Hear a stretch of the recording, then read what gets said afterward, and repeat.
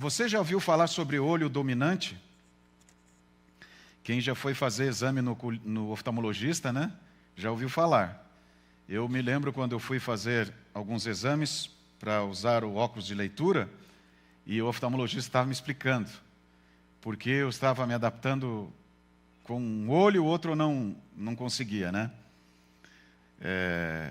Mas o olho é interessante, né? O olho dominante é o olho que o cérebro prefere usar para captar informações visuais. E ele fornece uma imagem mais precisa e confiável para o córtex visual. Então, não é só uma decisão sua ou uma escolha sua, é o próprio organismo que faz isso, né? O corpo que faz isso. Mesmo as pessoas com boa visão, em ambos os olhos, que nem precisam usar óculos, elas têm um olho dominante. Talvez você não saiba disso, mas você tem esse olho dominante. É o olho que vai fazer a diferença, né? Essa preferência é como ter uma mão dominante, destro ou canhoto, né? Mas é claro que o olho não está ligado à dominância manual, mas é um tipo de dominância diferente. O olho dominante é crucial para a precisão espacial, né? Que é aquela visão que você tem quando você chega num ambiente desse, né? E pode ser importante para certas atividades do seu dia a dia, da sua vida. E aí que está a diferença. Mas eu quero te trazer outro tipo de domínio aqui, que é importante para nós. Uma visão dominante. E isso está relacionado com a nossa vida. Qual a influência tem sobre nós?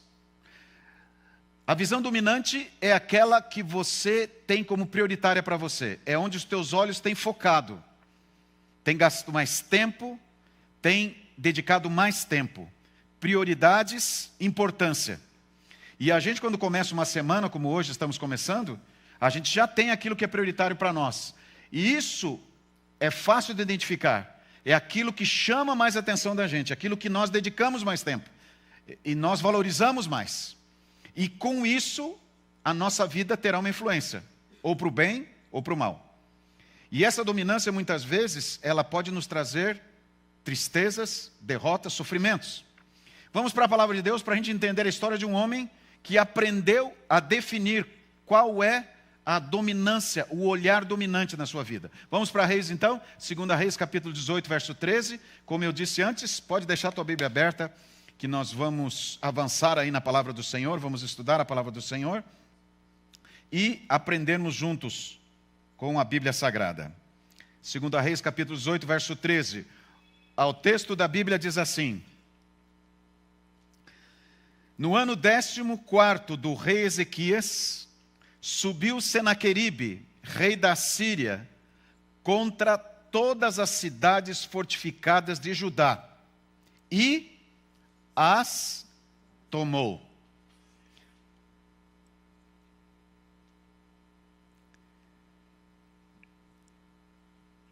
Ezequias começou a reinar com 25 anos. E aqui a Bíblia diz que estava no 14º ano. Quantos anos Ezequias estava então? 39. Ele já tinha uma experiência no governo. Naquele momento, o reino de Israel estava como vassalo da Síria. E eles precisavam pagar impostos. E tinham um controle do reino de Israel, mas era limitado à vontade da Síria. E naquele período, Ezequias resolveu que iria caminhar por uma independência da Síria. E Senaqueribe, obviamente, não gostou. E ele, então, vai em direção a Israel. Agora, olha que coisa impressionante. Contra todas as cidades fortificadas de Judá, e as tomou. Por que é que a palavra de Deus destaca esse lugar, essa conquista de Senaqueribe? O que significa cidades fortificadas? Não eram cidades comuns. As principais cidades fortificadas, a primeira delas, a mais importante, era Jerusalém. A segunda era Laques. Eram cidades, como diz o contexto bíblico, a explicação bíblica, eram cidades preparadas para resistir a uma invasão. Ali, o melhor exército estava, a melhor parte do exército estava ali, a defesa da cidade era melhor, os muros eram melhores, e era um sinal para o país, quando o inimigo vinha, à medida que ele avançava, essas cidades ficavam em pontos estratégicos do território de Israel. À medida que o inimigo avançava, eles tinham condições de se defender, e essas cidades, elas estavam ali para isso. Acontece que diz a palavra de Deus, que Senaqueribe havia feito o quê no avanço contra o povo de Deus? Ele já havia conquistado quais as cidades? Diz o texto, todas as cidades fortificadas de Judá, e as tomou. Isso significava o quê? Que eles estavam para dominar Jerusalém, que era a mais importante. Estavam caminhando em direção. Ali havia um sinal. O poder de Senaqueribe era muito grande. E depois, avança mais um pouco aí, no verso 21. 2 Reis, capítulo 18, verso 1. No mesmo capítulo, um pouquinho mais para frente, o versículo 21. Diz ali o texto: confias no Egito esse bordão de cana esmagada, o qual, se alguém nele apoiar-se, lhe entrará na mão e a traspassará? Assim é Faraó, rei do Egito, para com todos os que nele confiam. Agora Senaqueribe manda os seus oficiais. Jerusalém já havia fechado os portões, estavam todos dentro da cidade, uma cidade fortificada, que era a fortaleza mais importante, né, Jerusalém. E agora vem o exército dos assírios, cerca Jerusalém, e um dos oficiais fala assim: amigo, você está procurando recurso para quê? E Ezequias havia buscado ajuda, era comum naquele tempo buscar ajuda de outras nações, que havia feito um pacto de parceria, de um proteger o outro, e Ezequias havia feito um pacto com o Egito. Só que o Egito já havia sido derrotado por Senaqueribe, e outras nações haviam sido derrotadas por Senaqueribe. E agora Ezequias olha para tudo aquilo e vê os oficiais de Senaqueribe debochando dele. Vocês estão confiando, vocês estão buscando recursos humanos, vocês estão buscando ajuda que não vai resolver, vocês são extremamente iludidos. E agora você faz o quê? Quando você vê o inimigo se aproximando, dominando o espaço, tomando controle e ainda derrotando aqueles parceiros que você confiava. Laquis era a segunda fortaleza mais importante. E aqui você pode ver uma foto das escavações de Laquis. Aí estava Laquis. Eu tive a oportunidade de visitar essa escavação alguns anos atrás. E eu fiquei impressionado quando eu li na palavra de Deus essa descrição da história da invasão de Senaqueribe, e eu vi Laquis. Laquis era uma fortaleza. E aqui tem uma ilustração para mostrar para nós como seria Laquis. Naquele tempo era comum que as fortalezas ficavam no alto, para dificultar a chegada dos inimigos. E quando eu estive em Laquis, eu fiquei impressionado que eu estava junto com o Dr. Rangel Rodrigues, que é um especialista em Antigo Testamento, que estava nos orientando nos estudos lá, na visita até essas escavações. Ele diz para nós, os assírios entraram por aqui, e como que eles conseguiram invadir aquela fortaleza? Eles fizeram uma rampa. Era comum eles irem montando terra, até que a terra ficasse a uma altura que eles conseguissem invadir os muros. E passavam ali dias, semanas, se fosse preciso até meses, para conseguir fazer isso. E eu vi a rampa que os assírios usaram para invadir a Laquis. Está lá até hoje ainda, aquela montanha de terra.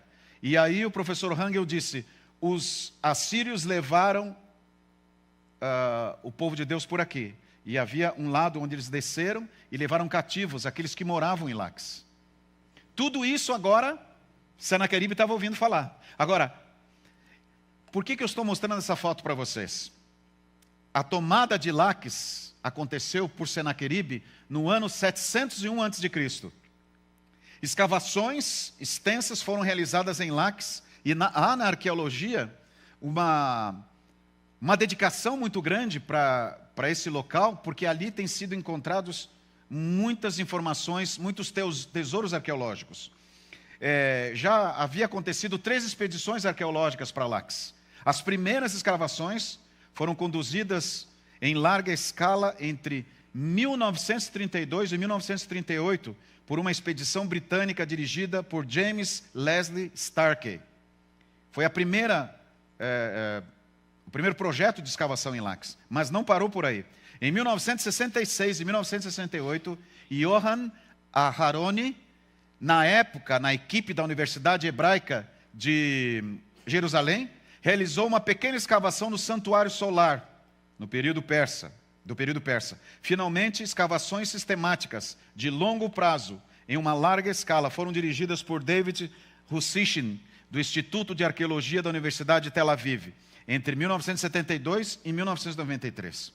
E aí eles foram encontrando vestígios e materiais que revelam e confirmam essa história. Por exemplo, aqui você está vendo a procissão dos soldados assírios carregando espólio e a dos habitantes deportados. E ali nessa ilustração, eles tentam mostrar que os habitantes deportados e as autoridades desse exército passam diante do rei assírio sentado, e ali você pode ver ele sentado no trono, e eles trazendo as ofertas. Ali em cima, aqui, eu não sei se vocês vão enxergar, mas ali em cima, no próximo slide vocês vão ver, aqui, ali à direita vocês vão ver, tem uma escritura cuneiforme, que é em forma de cunha, que está gravada ali no fundo do relevo, identificando a cidade atacada como Laques. Naquele tempo era comum eles colocarem a história ilustrada, esculpida na parede, na forma desses desenhos. E isso estava no palácio de Nínive, e foi encontrado pela arqueologia. E nessa procissão, vocês podem ver ali, dos soldados, você vê os deportados, e aqui nessa imagem você pode ver, os deportados se distinguem, e aqui estão mais atrás, mais na minha esquerda aqui, os deportados se distinguem por sua aparência e vestuário, que provavelmente eram típicos do povo judeu naquele período. Eles estão representando aqueles que se prostram ali. Vocês podem ver que a roupa deles é diferente daqueles que estão à frente do rei, que são os oficiais, as autoridades do exército assírio. Através dessa inscrição, dos relevos, os arqueólogos puderam identificar detalhes da conquista de Laques, porque o rei Senaqueribe quis mostrar, e colocou isso no palácio dele, a sua vitória sobre o grande povo de Deus. Esses relevos que estão aí nessa ilustração, do lado esquerdo da sala, essa sala está no Museu Britânico, que eu tive a oportunidade de visitar também essa sala, onde tem vestígios, tem objetos de Nínive. E eles foram deixados por Layard. Ali alguma coisa foi recuperada, outra não. E isso foi transferido para o Museu Britânico, em Londres, e atualmente está lá. Como eu disse para vocês, eu tive a oportunidade de ver. Tem cerca de 19 metros, mas a descrição original de Laques tem 27 metros de comprimento.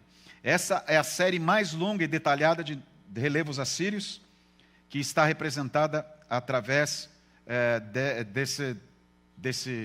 dessa espécie de desenho aí, né? Dessa escultura. Mas por que nós podemos entender aqui? Há a história, a arqueologia, confirmando o que aconteceu com Laques. Senaqueribe veio primeiro e conquistou Laques, que era a segunda fortaleza mais importante. Levou cativo um grupo do povo de Deus e depois foi em direção a Jerusalém. Quando eles estavam indo em direção a Jerusalém, Ezequias olhou para Laques e viu ali um lugar de derrota, um lugar de sofrimento, um lugar de humilhação e vergonha. Porque o povo de Deus havia sido derrotado pelos pagãos, pelos assírios. E Ezequias começou a olhar muito para ali, pensar no que havia acontecido em Laques, e começou a sentir medo, pavor, começou a sentir desespero, porque ele pensou, esse exército que conquistou a segunda fortaleza mais importante, está vindo para cá. E o foco de Ezequias, de manhã, de tarde e de noite, passou a ser Laques. O assunto era Laques. E ele comentava com seus oficiais, ele comentava com os outros membros do palácio, se Laques foi conquistada, os assírios levaram cativos o povo de Laques, e agora, o que vai acontecer com a gente? Mas, finalmente, Ezequias entendeu onde deveria estar a prioridade de sua visão. Aquela visão dominante que olhava para o lado negativo, para a derrota, para a conquista, para a vergonha, daquele lugar que eles até então haviam confiado como o segundo lugar mais importante, agora não é, foi mudada. Ezequias tirou o foco dali, tirou a visão dali e passou a olhar para outra direção. O que Ezequias fez? Ezequias começou o seu reinado fiel a Deus, e diz o texto bíblico que ele era um homem temente a Deus e que fazia a vontade de Deus. E quem faz isso nesses momentos de luta, de prova, de medo, quando o inimigo parece que vai nos destruir, que está próximo de nós, que já venceu algumas defesas nossas, nessa hora faz a diferença, a experiência que você tem com Deus. E sabe o que aconteceu? Ele orou e pediu socorro ao Senhor. Foi isso que ele fez. Naquele momento, a direção do olhar de Ezequias foi para o Senhor. Ele confiou no Senhor dos Exércitos. Tudo aquilo que ele podia fazer como rei, como líder da sua nação, ele fez. Mas ele sabia que havia chegado no seu limite. E o que você faz nessa hora? Não tem como, não tem outro caminho. Nós precisamos confiar no Senhor dos Exércitos. Nós não precisamos esperar chegar o inimigo tão próximo. Neste momento, nós podemos confiar no Senhor dos Exércitos. E como Deus age nessa hora. Olha o capítulo 19 aí do 2 Reis, se você puder olhar e confirmar, acompanhar comigo. Capítulo 19, verso 6. Olha o que Deus fala através do seu profeta. Isaías lhes disse: dizei isto a vosso Senhor. Assim diz o Senhor: não temas por causa das palavras que ouviste. Lembra que os oficiais de Senaqueribe foram e debocharam do povo de Deus? Ridicularizaram o exército, ridicularizaram Deus, desmereceram Deus e disseram: vocês esqueceram que nós conquistamos outras nações? Que nós vencemos outras nações? Que nós derrotamos outros deuses? Só que não eram deuses verdadeiros. Eram ídolos de pedra e madeira. Não é o Senhor dos exércitos, o grande Senhor. E agora eles debochavam de Ezequias e diziam a mesma coisa. O que Isaías fala? A primeira coisa que Deus manda o profeta falar: não temas por causa das palavras que ouvistes. Queridos, hoje, com toda a facilidade que temos na comunicação, é muito comum nós ouvirmos palavras que nos machucam, que nos ofendem, muitas vezes palavras cruéis, críticas cruéis, e muitas vezes nós somos expostos a esse tipo de ambiente. Você ouviu alguém que te magoou, alguém que tenha ameaçado você, alguém que tenha desafiado a possibilidade de você vencer, de você superar, de você ser feliz? Palavras que machucam, palavras que magoam, palavras que ferem, palavras que oprimem, palavras que nos destroem. Muitas vezes são usadas em cima de experiências da nossa vida que não foram as melhores. Alguns momentos difíceis. E essas pessoas nos fazem observações negativas, críticas. Talvez isso tenha acontecido dentro da sua família, esteja acontecendo dentro do seu ambiente de trabalho. Pessoas que fazem parte da sua rede social. Infelizmente, algumas pessoas têm dificuldade de usarem um bom senso. Muitas pessoas são cruéis e muito rudes nas suas palavras, porque acham que isso é correto, é honesto, né? Eu digo o que eu penso, como se isso fosse alguma virtude. Isso não é virtude, isso é crueldade. Mas se você está enfrentando um tipo de situação assim, no primeiro dia da semana você já pensa: eu vou ter que chegar amanhã no trabalho, eu vou ter que encontrar aquela minha vizinha, eu vou ter que encontrar essa pessoa dentro da minha casa, o que eu devo fazer? Deus fala para você: não temas por causa das palavras que ouviste. Amém? Não temas. O Senhor é contigo, o Deus dos exércitos está do teu lado. Se debocham da tua fé, se riem da tua religião, se riem das tuas atitudes, dos teus procedimentos, das tuas decisões, das tuas escolhas, não temas, continue firme. Se de alguma maneira derrubaram as tuas defesas, se de alguma maneira derrubaram aquilo que você confiava como proteção, olhe para o Senhor dos Exércitos. Olhe para o Senhor dos Exércitos. Não duvides. A palavra de Deus nos ensina. Agora, veja o que 2 Reis, capítulo 19, verso 20 nos diz. Vamos para 2 Reis, capítulo 19, verso 20. Olha o que diz ali.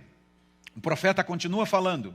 Então Isaías, filho de Amós, mandou dizer a Ezequias: assim diz o Senhor Deus de Israel.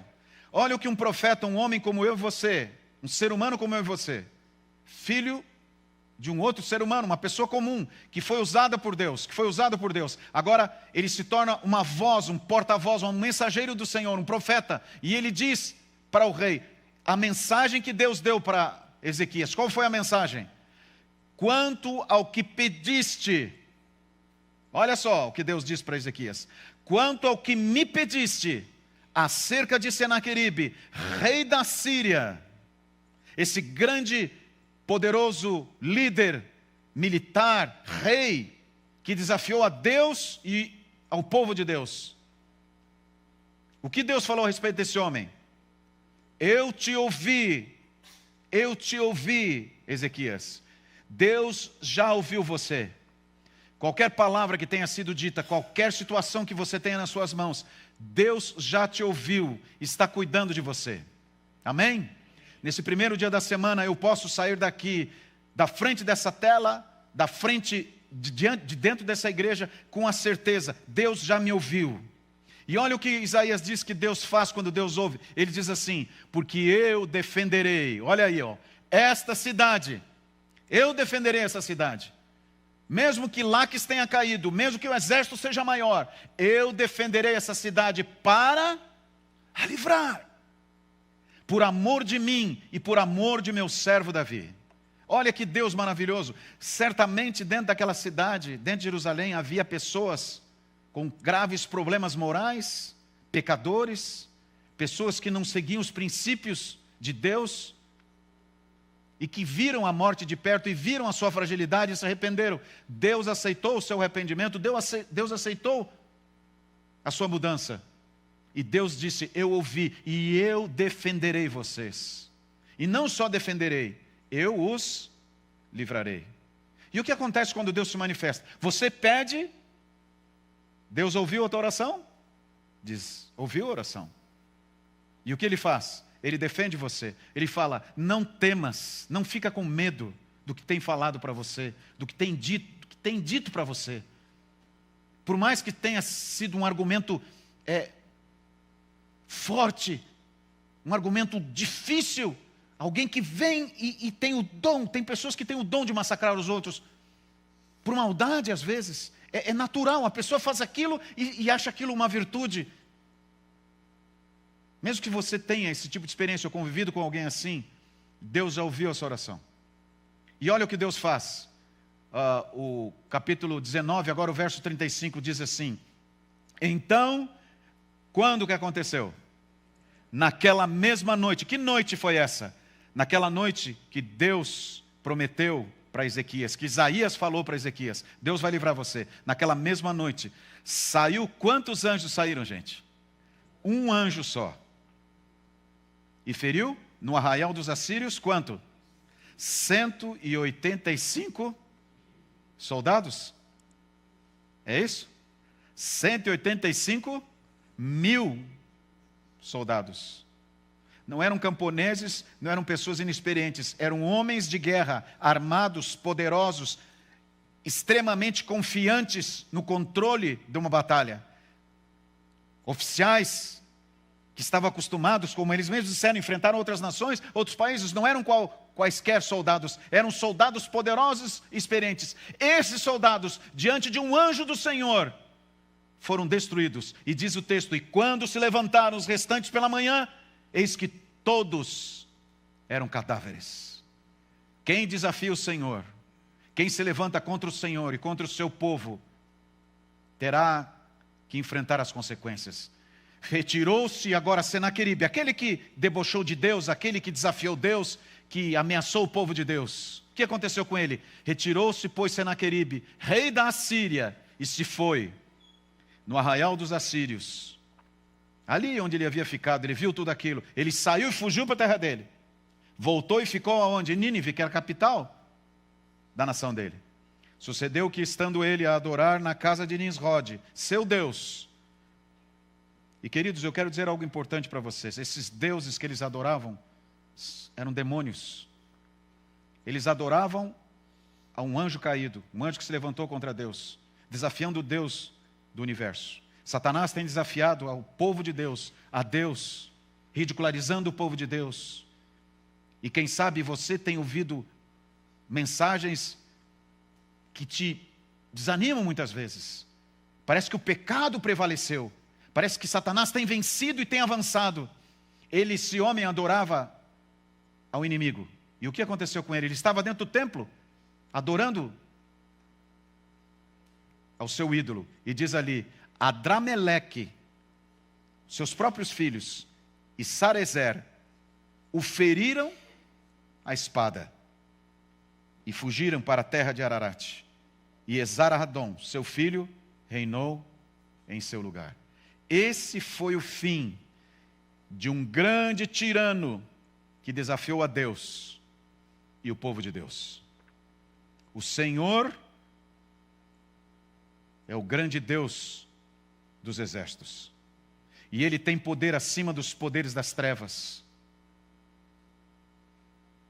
E se você tem algo que precisa vencer, eu quero te mostrar esse Deus que neste momento veio aqui ouvir a tua prece, ouvir a tua oração, ouvir o teu pedido. Ele tem poder para lutar por nós.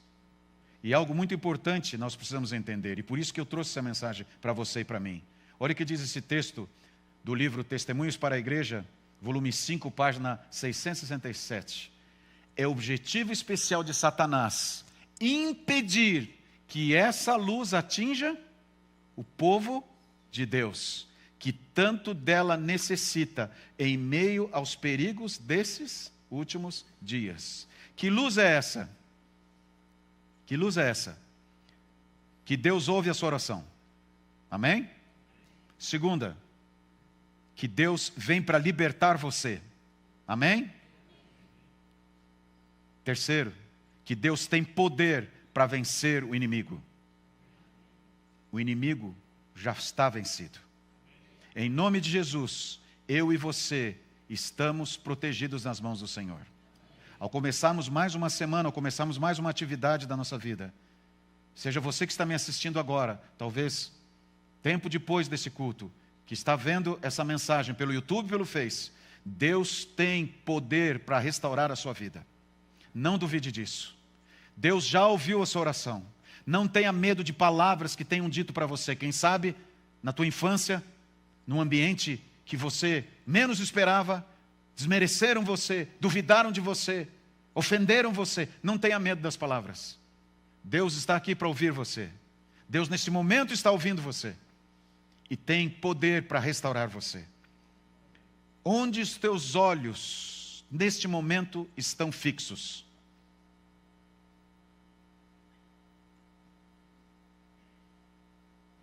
Qual é o teu olhar dominante?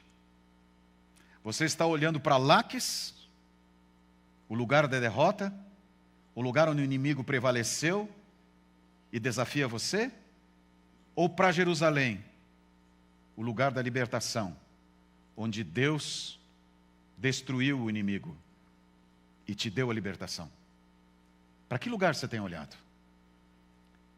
Neste momento, algo muito importante precisa acontecer na sua vida e na minha vida.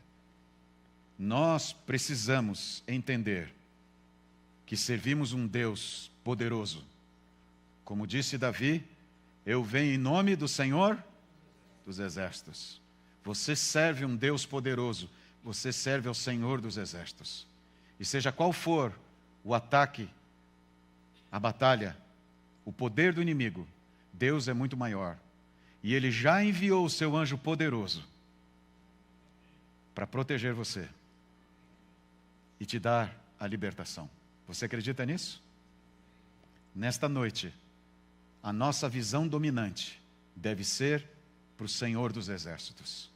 Para de olhar para Laques, para de olhar para aquele momento de derrota, para de olhar para aquele momento de mágoa, de tristeza, de alguém que te machucou, que te feriu, que ainda você traz marcas até hoje. Não olhe mais para lá. Olhe para o Senhor dos Exércitos.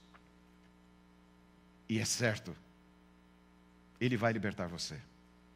Que Deus te abençoe. Eu quero, antes de orar, cantar um hino que nos fala sobre isso. Que momentos difíceis da vida, cansados, às vezes até na sombra, ou até pelo vale da morte, Jesus está conosco. Jesus está contigo. Eu vou pegar o microfone ali, pode ser?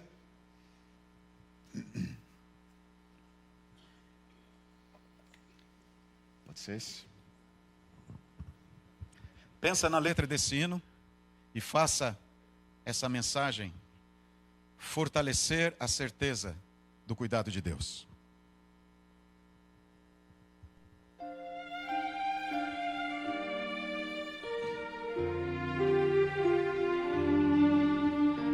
Quando estou cansado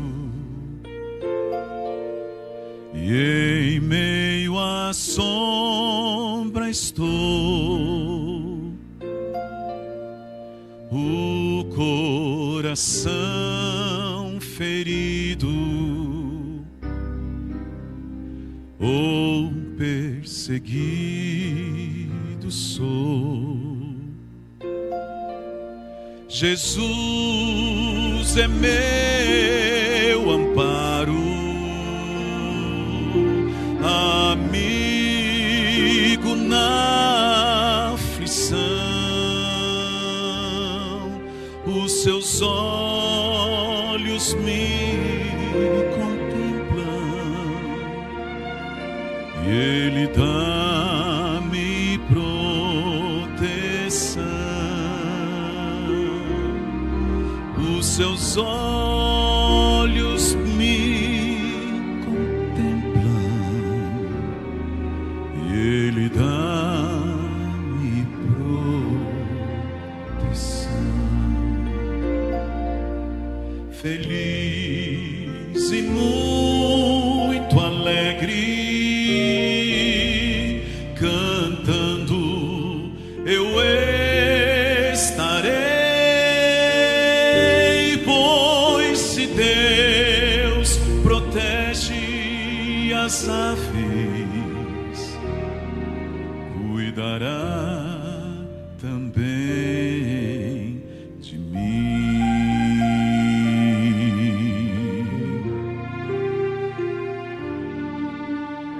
Quando eu sou tentado na escuridão da dor, se longe tenho estado do seu tão meigo amor, eu volto sem receio ao meu bom Salvador. Eu volto sem receio ao meu bom Salvador, pois se Deus protege as aves, cuidará também de mim. Feliz e muito alegre, cantando eu estarei, pois se Deus protege as aves, cuidará também de mim. Pois se Deus protege as aves,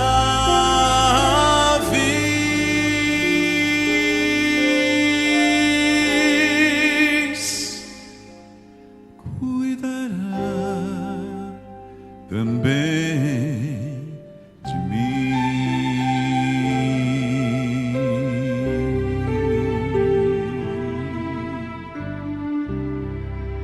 Amém.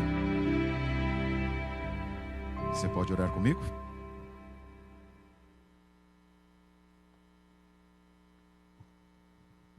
Querido Pai, não foi por acaso que essa história de Ezequias e do povo, do teu povo querido, foi escrita. Essas ameaças são constantes nesse mundo de pecado, muitas vezes conduzidas pelo mal, pelo sofrimento, até por agentes do mal. Mas ajuda-nos a entendermos que podemos orar e pedir a tua ajuda. Tu nos ouves, Senhor, e já ouviu a nossa oração. Dá-nos a tua paz e que o nosso coração seja carregado desse conforto, dessa certeza.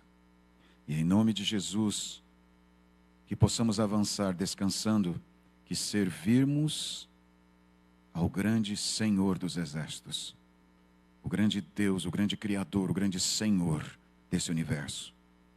E que certamente também enviará o seu anjo poderoso para nos proteger, para lutar por nós e nos libertar. Nós te pedimos de maneira muito especial pela querida irmã Nádia. Cuida dela, Senhor. Ela está lá no Hospital São Francisco. Conforta a tua filha. Esteja com o Duran também, que precisa muito de ti nesse momento. Nos dá o teu abraço de Pai e a tua paz de Salvador. Nós oramos e te pedimos, em nome de Jesus. Amém.